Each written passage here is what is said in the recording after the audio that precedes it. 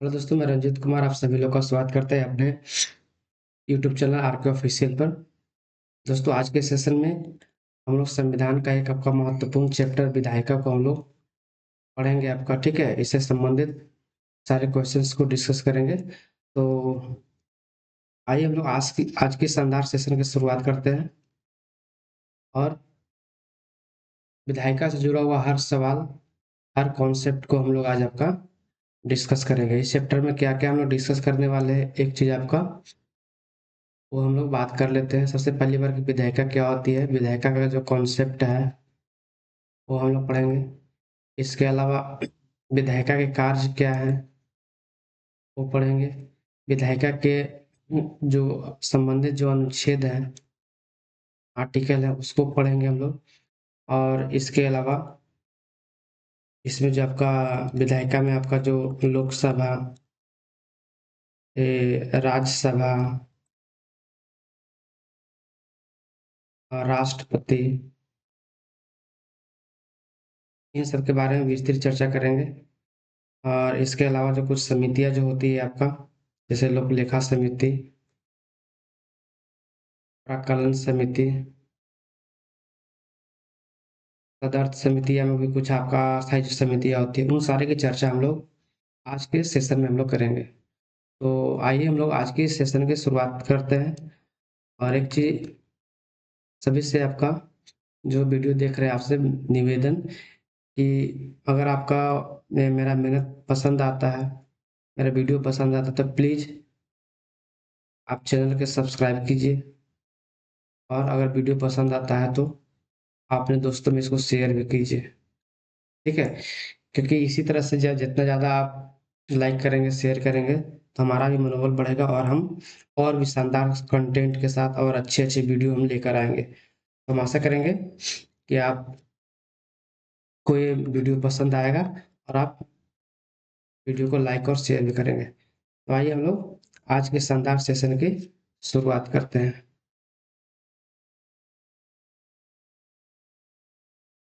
चलिए,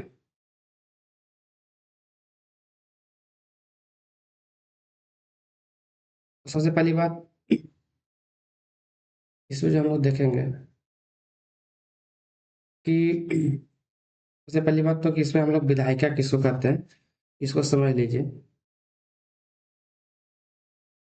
हमने कई जो वीडियो आपका में वीडियो लेक्चर हमने जो बताया आपका, तो उसमें बार बार हमने चर्चा किया संसद का।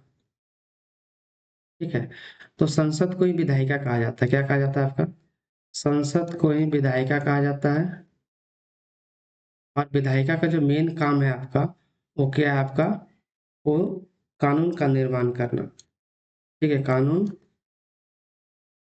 निर्माण करना। ऐसे संसद का, ये विधायिका का और भी बहुत सारे काम है, लेकिन जो मेन जो काम है आपका विधायिका का, आपका कानून का निर्माण करना।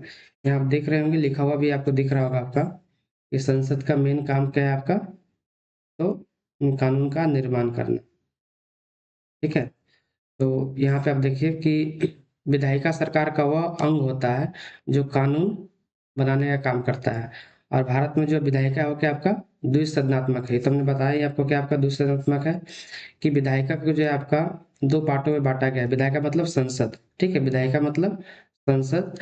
और संसद को दो पार्ट में बांटा गया आपका। एक तो आपका लोकसभा होता है और एक आपका राज्यसभा होता है। हमने बहुत बार चर्चा की है। लोकसभा को क्या कहते हैं हम लोग? और निम्न सदन कहते हैं। और राज्यसभा को हम लोग उच्च सदन कहते हैं। सारा चीज आगे भी आपका आएगा वीडियो में।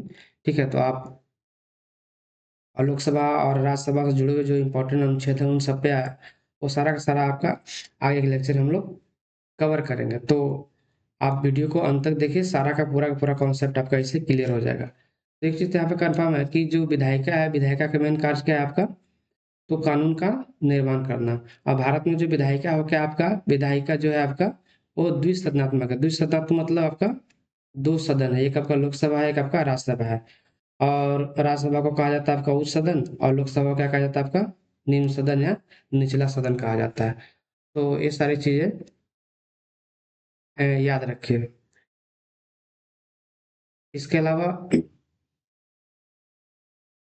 एक चीज और इसमें याद रखिए कि जो संसद है, जो विधायिका है,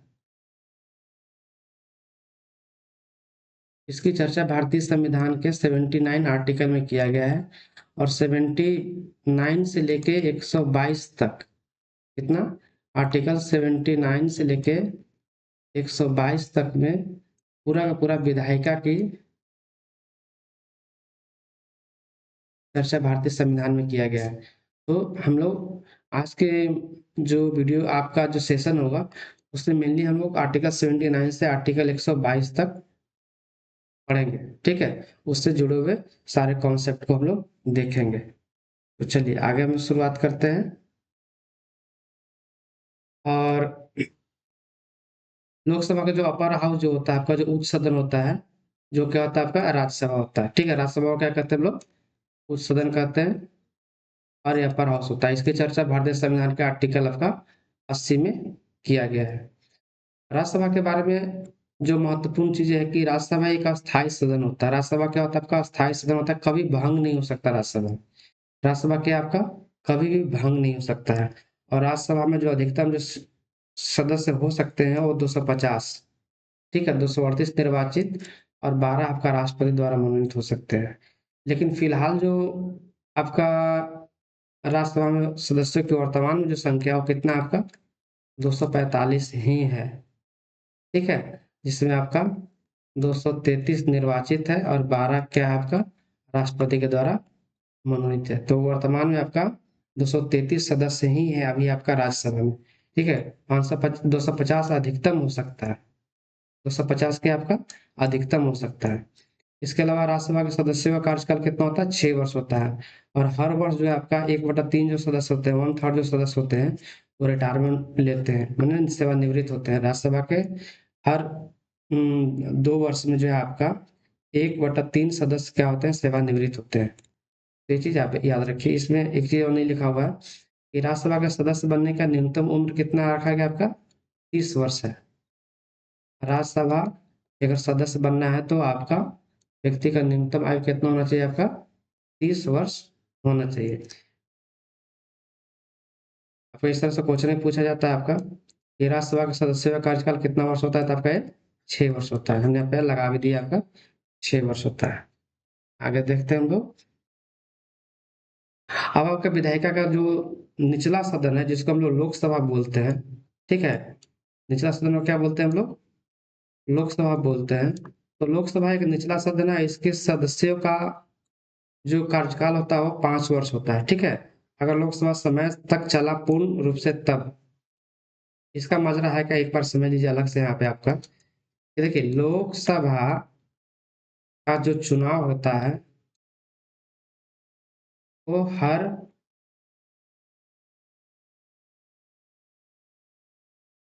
5 वर्ष में होता है। और लोकसभा के जो सदस्य होते हैं वो आपका जनता के द्वारा डायरेक्ट चुने जाते हैं। जनता के द्वारा क्या होता है आपका? डायरेक्ट चुने जाते हैं। तो मान लीजिए कि लोकसभा का गठन होता है आपका, जैसे अभी आपका 2024 में चुनाव हुआ था, पिछला लोकसभा का चुनाव। तो लोकसभा का कार्यकाल कितना तक होगा आपका? 2024 से लेकर 2029 तक।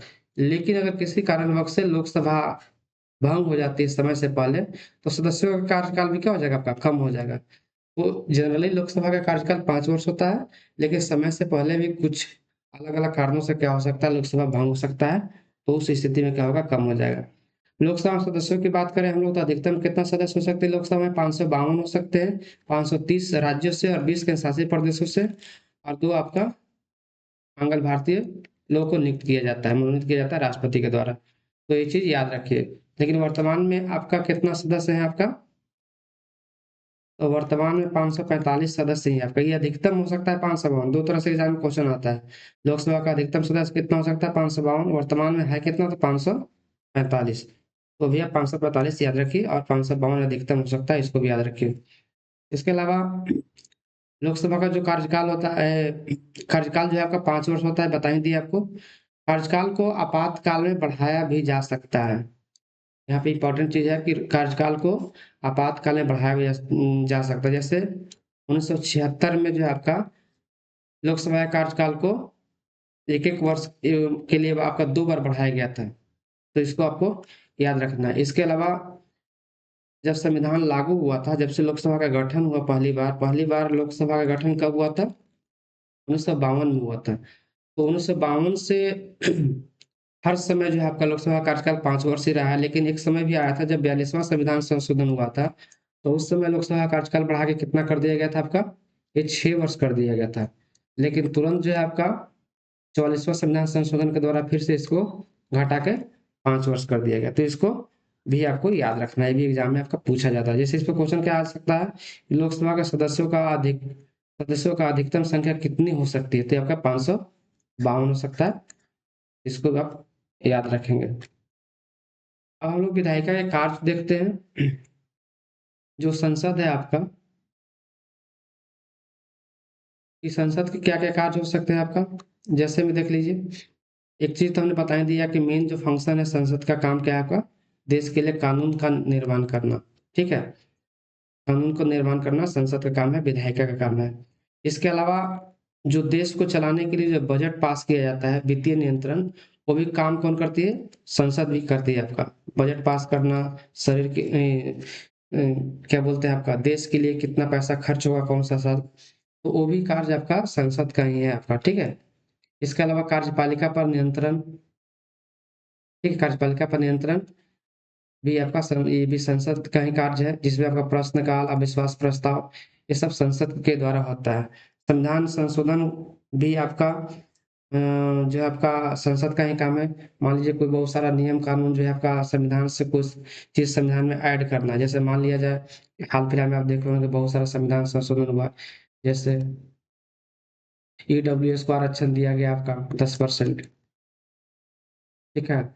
जीएसटी लाया गया आपका 2017 में। तो इस समय क्या हुआ आपका संविधान संशोधन करना पड़ा। संविधान संशोधन करके कुछ आर्टिकल संविधान में जोड़ना पड़ा। तो ये सब भी काम कौन करता है आपका? संसद ही करता है। तो ये आपको ये याद रखना है। और कार्यपालिका पर नियंत्रण संसद कैसे रखता है? इसको समझ लीजिए। जैसे मान लीजिए कि कार्यपालिका एक चीज़ तो पहले समझ में आपको आना चाहिए कि कार्यपालिका कार्यपालिका हम लोग बोलते हैं ना, तो हमेशा याद रखिए कार्यपालिका 2 तरह के होते हैं, ठीक है? एक होता है स्थायी और एक होता है अस्थायी, ठीक है? अस्थायी जो आपका जो सरकारी जो कर्मचारी लोग होते हैं, सेक्रेटरी लोग होते हैं, कैबिनेट सेक्रेटरी या उससे नीचे या वो जो भी हायरार्की बना हुआ है, तो वो सब के सब अस्थायी में आपका आते हैं। सरकारी जो बाबू लोग होते हैं, जो कर्मचारी लोग होते हैं, जो आईएएस अधिकारी लोग होते हैं, या मतलब ये अपर लेवल की बात करें, उस तरह से नीचे लेवल में भी उसी तरह से चलता है। और अस्थायी जो कार्यपालिका होती है, वो मंत्रिपरिषद होता है, जो आपका लोकसभा में मंत्रिपरिषद होता है, जो अलग-अलग विभाग के मंत्री होते हैं, उनको अस्थायी कार्यपालिका कहा जाता है। तो यही कह रहा है आपका कि कार्यपालिका पर नियंत्रण रखने का काम कौन करता है? संसद करता है। जैसे मान लिया जाए कि कोई मंत्री अच्छा से काम कर रहा है, नहीं कर रहा है, उसको जो आपका पैसा उसके विभाग को मिल रहा है, वो पैसा को सही से खर्च हो रहा है, नहीं हो रहा। तो इन सब पर संसद में क्या करता है, एक सदस्य मंत्री से या सरकार से सवाल पूछती है, ठीक है? विपक्ष का प्रस्ताव लेके अविश्वास प्रस्ताव लेकर आती है। तो इन सारी चीज़ों से क्या किया जाता है आपको? नियंत्रित किया जाता है, ठीक है? तो ये चीज़ें इसमें आपका दिया हुआ है, ठीक है? समझ में आपको आया होगा? अब हम लोग बात करते हैं कि जो विधेयक होते हैं ना विधेयक, वो विधेयक भी कई तरह के होते हैं, ठीक है? विधेयक आपका कई तरह के होते हैं। जैसे एक विधेयक होता है आपका हाँ, विधेयक वगैरह को देखिए एक चीज़ समझिए कि संसद में जो भी कानून बनती है, तो कानून बनने की एक प्रक्रिया है। तो कानून बनने से पहले क्या किया जाता है? एक ड्राफ्ट, ठीक है? एक बिल, ठीक है? संसद में टेबल किया जाता है, रखा जाता है। फिर उसपे क्या होती है? बहस होती है। फिर आपका क्या होती है? लोकसभा से पारित होती है, फिर राज्यसभा में पारित होती है, फिर उसपे राष्ट्रपति का साइन होता है। इसके बाद क्या होता है? वो विधेयक क्या होता है आपका? वो कानून बन जाता है, लॉ बन जाता है। तो विधेयक जो होगा, वो कई तरह के विधेयक हो सकते हैं। समझ रहे हैं बात को? जो बिल आपका संसद में लाया जाएगा कोई कानून बनाने के लिए, वो 3 तरह के मेनली होता है आपका। एक होता है साधारण विधेयक, ठीक है? एक होता है धन विधेयक, एक होता है संविधान संशोधन विधेयक। विधेयक को मेनली 3 पार्ट में आपका बाँटा गया है। देखिए साधारण विधेयक के बारे में ये चीज़ आपके एग्ज़ाम पॉइंट ऑफ व्यू से याद रखिए कि साधारण विधेयक को राज्यसभा 6 महीने तक रोक सकती है। एग्ज़ाम में कई बार पूछा है 6 महीने तक रोक सकती है। धन विधेयक को केवल लोकसभा में ही पेश किया जा सकता है अनुच्छेद 110 के तहत। और संविधान संशोधन विधेयक दोनों सदन से पास होना चाहिए और संविधान संशोधन विधेयक के केस में संयुक्त सत्र जॉइंट सेशन का कोई प्रावधान नहीं होता है। जॉइंट सेशन कितना में होता है? आर्टिकल 108 में होता है। तो ये चीज़ आप याद रखेंगे, ठीक है? ये चीज़ आप क्या करेंगे आपको याद रखें। क्वेश्चन नंबर क्या आता है? धन विधेयक किस सदन में पेश किया जाता है? तो धन विधेयक हमेशा जो है आपका ये लोकसभा में पेश किया जाता है, ठीक है? कहाँ पेश किया जाता है आपका? लोकसभा में पेश किया जाता है। इसका आपका ये आंसर हो जाएगा। एक चीज़ और कि यहाँ पे हम नेक्स्ट स्लाइड में देख लेते हैं कि लोकसभा यहाँ पे देखिए लोकसभा और राज्यसभा में कुछ तुलनात्मक हम बताते हैं अध्ययन जो एग्जाम में बार बार आपका पूछा जाता है। पहली बात कि धन विधेयक को जो है आपका लोकसभा में ही पेश किया जा सकता है, राज्यसभा में इसको पेश नहीं किया जा सकता है। धन विधेयक को राज्यसभा क्या कर सकती है? किसी तरह के संशोधन के लिए लोकसभा को नहीं बोल सकती है, ठीक है? अगर मान लिया जाए कि कोई विधेयक जो है आपका लोकसभा से पास हो धन विधेयक जो है आपका लोकसभा से पास होके भेजा जाता है, तो राज्यसभा उसको रोक नहीं सकती है, रोक नहीं सकती है। ये चीज़ याद रखिए। इसके अलावा जो धन विधेयक होता है, इसको राष्ट्रपति की मंजूरी के बाद ही क्या किया जा सकता है इसको लोकसभा में पेश किया जा सकता है। ये चीज़ भी याद रखिए। लोकसभा धन विधेयक को राज्यसभा अधिकतम 14 दिन तक रोक सकती है, इससे ज़्यादा नहीं रोक सकती है। तो ये कुछ चीज़ें हैं जो आप याद रखते हैं, एग्ज़ाम में आपका बार-बार पूछा जाता है। ठीक है? और इतना इसमें काफ़ी है। चलिए, अब आ गया आपका कुछ समिति पढ़ने के लिए। समितियाँ भी संसद का ही पार्ट होती है। इससे पहले एक चीज़ और याद रखिए कि हमने यहाँ पे कई अनुच्छेद आपको पढ़ाया 79, 80, 81, ठीक है? तो 79 में क्या है आपका संसद है, 80 में क्या है आपका राज्यसभा है आपका और 81 में क्या है आपका लोकसभा है। तो ये 3 इम्पोर्टेंट अनुच्छेद है, इसको भी आप याद रखेंगे। चलिए, संसदीय समितियाँ में हमने आपको बताया था आपका कि 2 तरह की समितियाँ होती हैं, एक अस्थायी होती है और एक तदर्थ समिति होती है। अस्थायी समिति में कौन-कौन आते हैं? जैसे प्राक्कलन समिति, लोक लेखा समिति। समितियाँ हमेशा रहती है, परमानेंट रहती है, ठीक है? हमेशा चलते रहती है। क्या होता है आपके प्राक्कलन समिति, लोक लेखा समिति आपका परमानेंट है, अस्थायी है, ये कभी खत्म नहीं होती है, हमेशा काम करते रहती है आपका अनवरत काम करते रहती है। तदर्थ समितियाँ जो होती है, वो जनरली किसी विशेष उद्देश्य के लिए बनाई जाती है, विशेष काम के लिए बनाई जाती है। जैसे मान लीजिए कोई घोटाला हो गया, समझ रहे बात को? जैसे मान लीजिए कोई घोटाला हो गया, जैसे बहुत सारा चीज़ें आप न्यूज़ वगैरह में देखते रहते हैं कि ये घोटाला हो गया, ठीक है? जैसे उस समय आपका 2G घोटाला हुआ था, बात आई थी आपका 2010 का जो आपका आया था कॉमनवेल्थ गेम्स वाला जो घोटाला, तो उन सब के लिए क्या होता है कि अलग-अलग जेपीसी का निर्माण होता है या अलग-अलग उद्देश्य के लिए और भी बहुत अलग-अलग चीज़ों के लिए आपका तदर्थ समितियाँ गठन की जाती है। तो इसको आपको इस तरीके से याद रखना है। इसमें क्वेश्चन क्या आता है? लोक लेखा समिति का अध्यक्ष कौन होता है? तो आपका विपक्ष के नेता होता है। विपक्षी, ठीक है? लोकसभा में जो विपक्ष का नेता होता है, वही आपका क्या होता है? लोक लेखा समिति का अध्यक्ष होता है। इसमें इतना चीज़ आप याद रखिए। इसके अलावा केंद्र और राज्य का जो संबंध है, इसके बारे में भी आपका चर्चा किया गया है। हाँ, एक चीज़ इसमें छूट ही गया कि हमने अनुच्छेद 110, 112 और 108 तो देखिए अनुच्छेद 110 में तो हमने बता दिया आपका कि ये आपका धन विधेयक की बात की गई है। अनुच्छेद 112 में आपका बजट की बात की गई है। ठीक है? इसको क्या कहा गया है? वार्षिक अ, वित्तीय विवरण। इसे लिखा भी नहीं रहा है। विवरण। ये आपका अनुच्छेद 112 में है और 108 में क्या है आपका, तो संसद का संयुक्त सत्र, ज्वाइंट सेशन जो होता है आपका संसद का, उसकी उसकी चर्चा की गई है। अब संसद में जो कानून बनेगी या किस विषय पर कानून बनेगी, उसमें क्या होगा कि बाँटा गया है, 3 पार्ट में बाँटा गया है आपका। एक तो आपका संघ सूची का विषय रखा गया, जिस पर आपका केंद्र नियम बनाएगा। एक आपका राज्य सूची का विषय रखा गया, जिस पर राज्य सरकार कानून बनाएगी। और एक आपका समवर्ती सूची, जिस पे केंद्र और राज्य दोनों बना सकती है। तो वही इसमें आपका दिया गया है। संघ सूची में केंद्र के विषय होते हैं, जैसे आपका रक्षा हो गया, रेल हो गया, बैंकिंग हो गया, पोस्ट ऑफिस हो गया, ठीक है, विदेश से जुड़ा हुआ कोई चीज़ हो गया, इस सब पे कानून कौन बनाता है? आपका केंद्र सरकार बनाता है, जो संघ सूची में आता है। राज्य सूची में जैसे राज्यों का विषय पुलिस हो गया, स्वास्थ्य हो गया। इसके अलावा समवर्ती सूची, यहाँ पे आपका जैसे आपका ये शिक्षा हो गया, विवाह हो गया, तो ये चीज़ आप याद रख सकते हैं, ठीक है? रेलवे की सूची में आता है, तो रेलवे आपको पता है केंद्र सरकार का उपक्रम है। तो ये आपका संघ सूची में आएगा, तो इसका आंसर क्या हो जाएगा आपका? संघ सूची। तो इसको आप याद रख सकते हैं। चलिए, ठीक है? इतना इसमें काफ़ी है।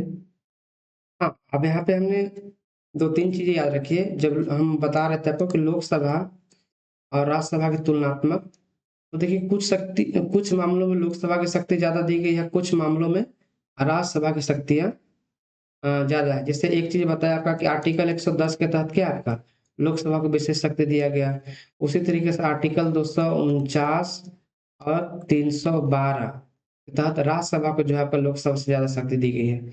110 के तहत क्या है कि धन विधेयक से जुड़ा हुआ लगभग सब काम लोकसभा में हो सकता है। उसी तरीके से अनुच्छेद 249 के तहत क्या है आपका कि अनुच्छेद 249 के तहत क्या है कि राज्य सूची के विषय पर कानून बनाने का अधिकार किसको होगा आपका? वो ये आपका राज्यसभा की होगा। ठीक है? तो ये आपका एक तरह से विशेष अधिकार दे रहा है आपका अनुच्छेद कितना के तहत? आपका 249 के तहत।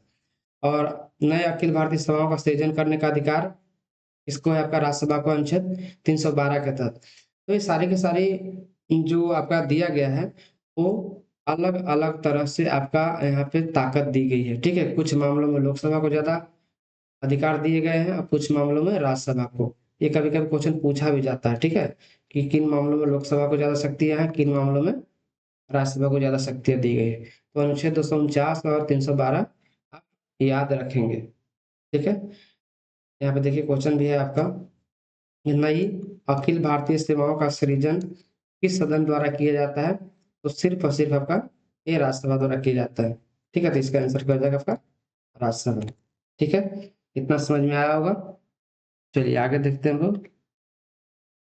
अब देखिए कुछ शब्द हैं जिसको आपको याद रखना है, ठीक है? ये बार-बार एग्ज़ाम में आता है आपका कि कोरम, कोरम को हिंदी में क्या बोलते हैं?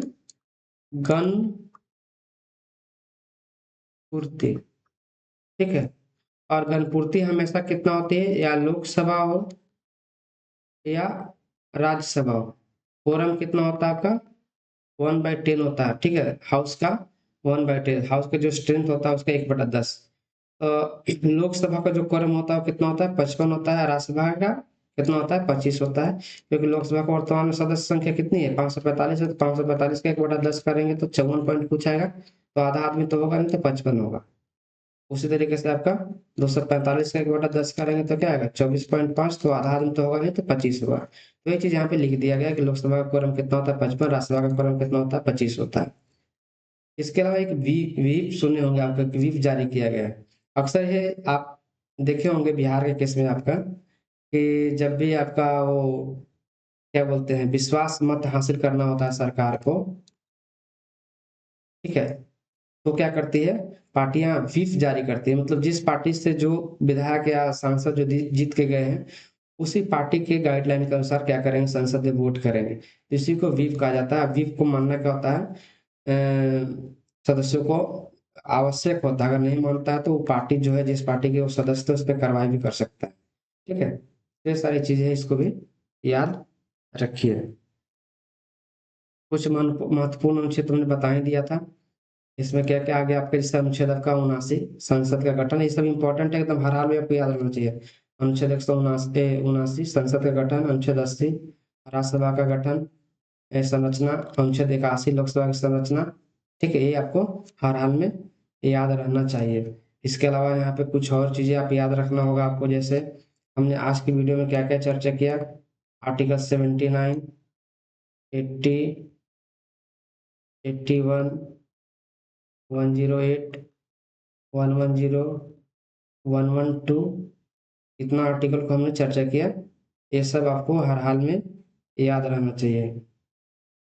ठीक है, तो तीन वो तो यहाँ पे दिया हुआ है ही आपका, 79, 80 और 81, 108, 110, 112 के बारे में हमने विस्तृत रूप से आपको बताया।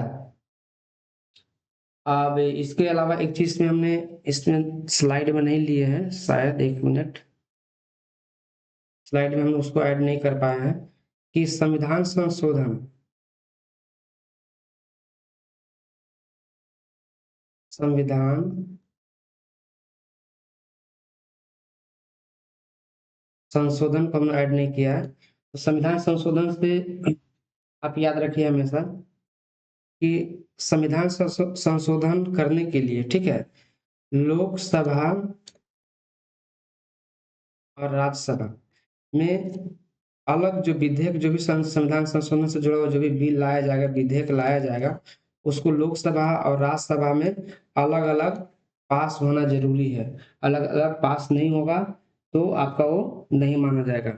2/3 जो सदस्य हैं इसके बिल के पक्ष में मतदान करेंगे, तभी आपका वो विधेयक जो है आपका पास माना जाएगा।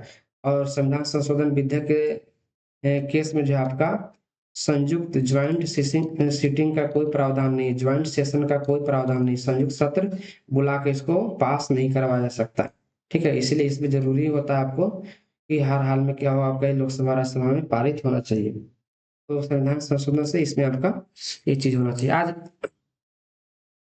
तो इसमें इतना हमने आपका विधायिका का काफी डिटेल्स में चर्चा कर दिया। अब कुछ इंपॉर्टेंट क्वेश्चन को हम लोग देख लेते हैं फटाफट, जो हमने आज पढ़ा। ठीक है, जैसे भारतीय संसद को 2 सदन कौन कौन से हैं, तो आपका है राज्यसभा और लोकसभा। ठीक है, इसके अलावा राज्यसभा के सदस्यों का कार्यकाल कितना होता है, आपका है 6 वर्ष होता है। लोकसभा के सदस्यों का अधिकतम संख्या कितनी हो सकती है आपका, तो 552 हो सकती है। 530, 20 और 2 का, 530 राज्यों से, 20 आपका के शासित प्रदेशों से 2 मनोनीत होते हैं। इसके अलावा आपका धन विधेयक को किस सदन में पेश किया जाता है, आपका सिर्फ लोकसभा में पेश किया जा सकता है, आपका अनुच्छेद 110 के तहत। भारत में बजट, वार्षिक वित्तीय विवरण, ठीक है, वो किसके द्वारा पारित किया जाता है, तो संसद के द्वारा, लोकसभा और राज्यसभा दोनों के द्वारा पारित किया जाता है बजट को। अनुच्छेद 112 ये भी याद रखिए। राज्यसभा में राष्ट्रपति कितने सदस्यों को मनोनीत करता है, 12 को। लोकसभा में कार्यकाल कितना, लोकसभा के सदस्यों का कार्यकाल कितना होता है आपका, 5 वर्ष का होता है। इसको बढ़ाया भी जा सकता है इमरजेंसी के समय। इसके अलावा है कि रेलवे की सूची में आता है आपका, क्वेश्चन नंबर 8 है आपका, सम सूची में आता है। लोकसभा का quorum कितना होता है, 55 होता है। नई अखिल भारतीय सभाओं का सृजन किस सदन द्वारा किया जाता है आपका, तो राज्यसभा के द्वारा, अनुच्छेद 312 के द्वारा किया जाता है। और इसके अलावा इसमें एक क्वेश्चन है कि लोक लेखा समिति, क्वेश्चन नंबर 11, लोक लेखा समिति का अध्यक्ष कौन होता है आपका, तो विपक्ष का नेता होता है। लोकसभा में विपक्ष का नेता होता है। भारतीय संसद के गठन का प्रावधान इस अनुच्छेद में आपका बताई थी, कितना बार हम चर्चा कर चुके हैं, अब तो याद ही हो चुका होगा, 79।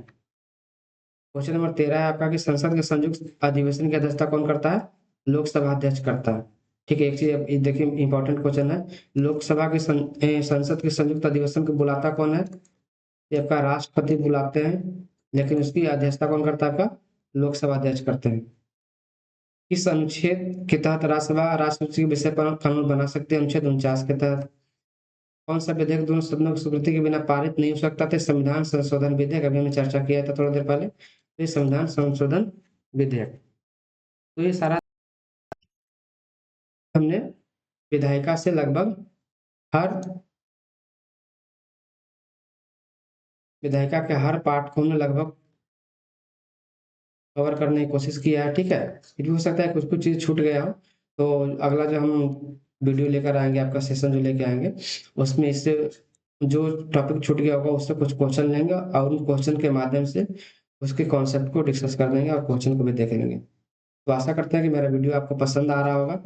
अगर पसंद आया वीडियो तो ज़रूर आप शेयर कीजिए और लाइक भी कीजिए। और चैनल अभी तक आपने सब्सक्राइब नहीं किया तो प्लीज़ आप चैनल को सब्सक्राइब कर लीजिए। धन्यवाद।